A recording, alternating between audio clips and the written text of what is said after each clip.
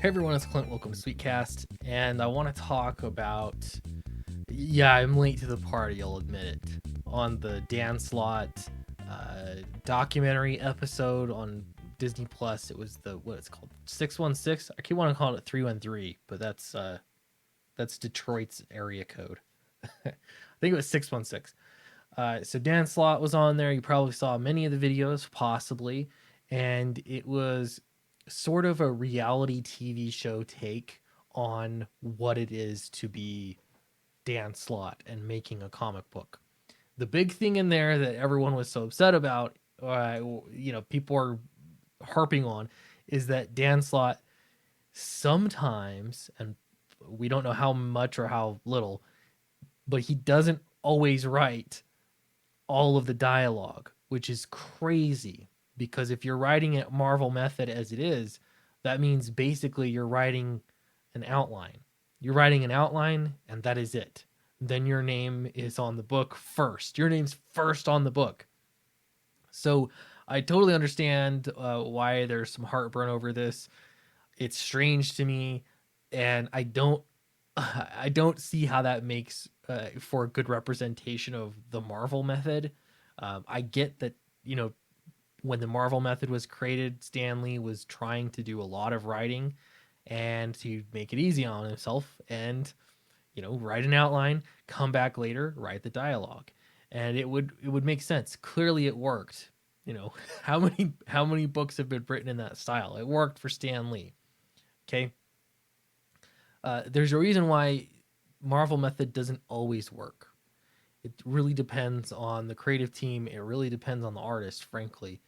And so if you've got a great artist like Charlie Snogans, who is a very good storyteller, you can put that load on them for the storytelling labor. If, but at the end of the day, you're the writer and you have to take responsibility for the storytelling. But I've got a take on this that I think is quite different than anything you've seen. Before we get into it, though, speaking of Fatal, it's live right now on Indiegogo. We're still creeping up there. 87,404. We're getting up to 88,000. Hitting 90,000 would be an important landmark. So back that. It's on the link in the description below. Also, Downcast, Rise and Fall. We've matched. I think I said we beat before, but I got it wrong. We matched the first Downcast campaign on total backer number and clearly blew it out of the water on dollars raised. So please back that as well. Help us, even if you're a new reader.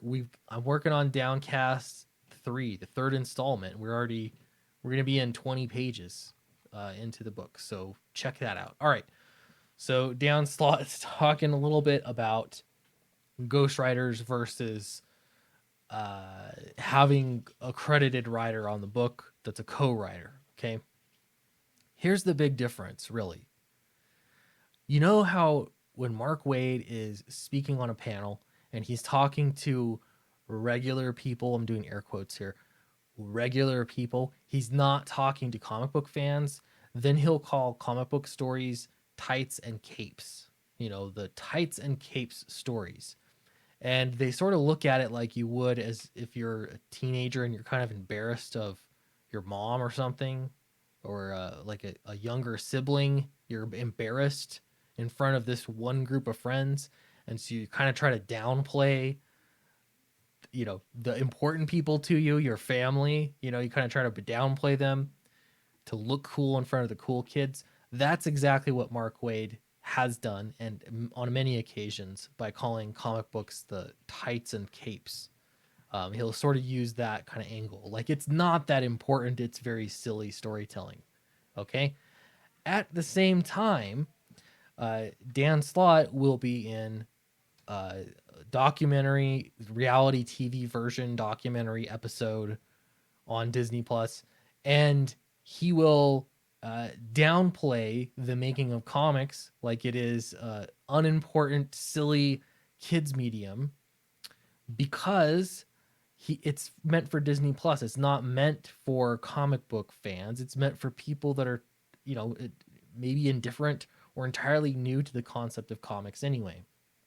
But so here's the big problem is that many people working in comics Don't think of comics as a serious medium. Remember how years ago, many people thought of comics as just for kids. There's the stigma involved with comics.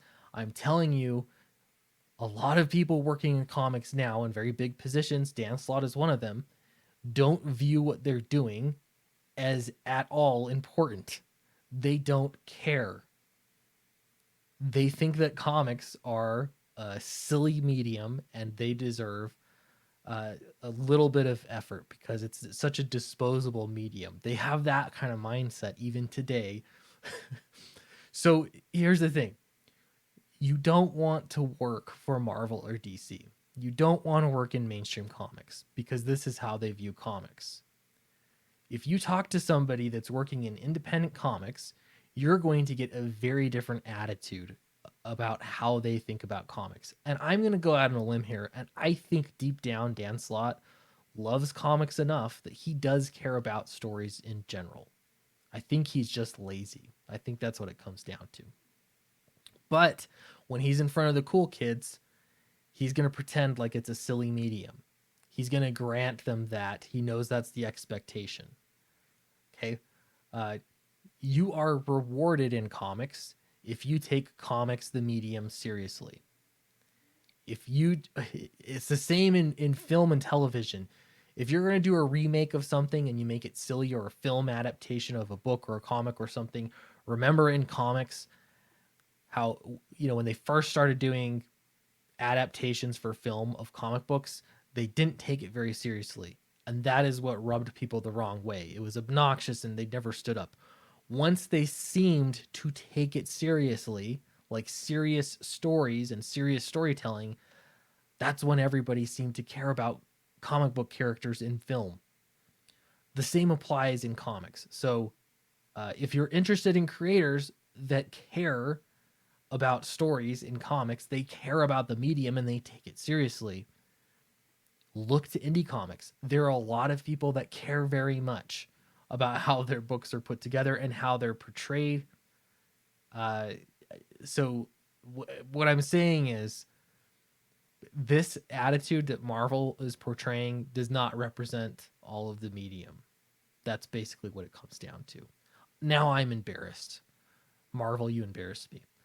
Anyway, so if you care about comics that are taken seriously, this was written in the actual Marvel method. Fatal, check it out on Indiegogo right now. Back it, help us get to that $90,000 stretch goal. Rise and Fall, Downcast Rise and Fall is available right now on Indiegogo. If you're a new reader, go no further. Look no further. $35 gets you caught up. This is well over 100 pages worth of story content and really fun. And the next one, we're working on the next one. So be excited for that. Anyway, thanks for watching, and I will see you in the next video.